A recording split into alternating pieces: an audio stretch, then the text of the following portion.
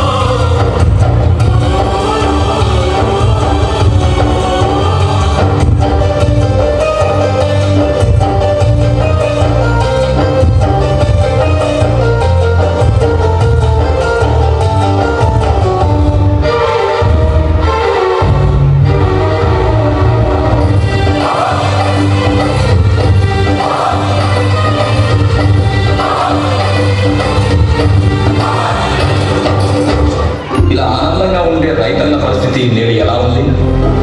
ప్రకృతి కోపానికి విలవిలలాడుతూ కరువు కాటకాలలో చిక్కుకొని అధిక వడ్డీ రేట్లతో అల్లాడిపోతూ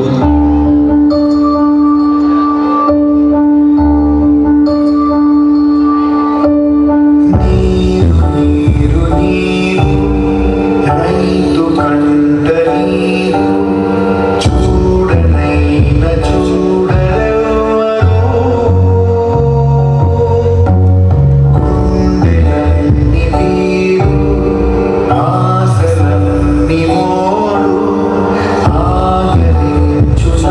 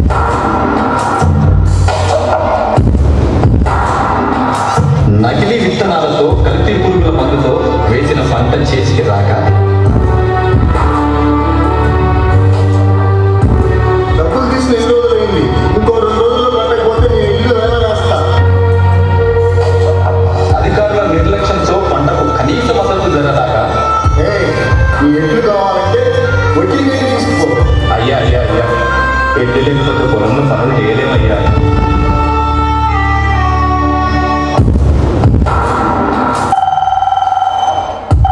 హలో నాన్న, ఎన్నిసార్లు చెప్పాలి నా కాలేజ్ ఫీజు కట్టాలని?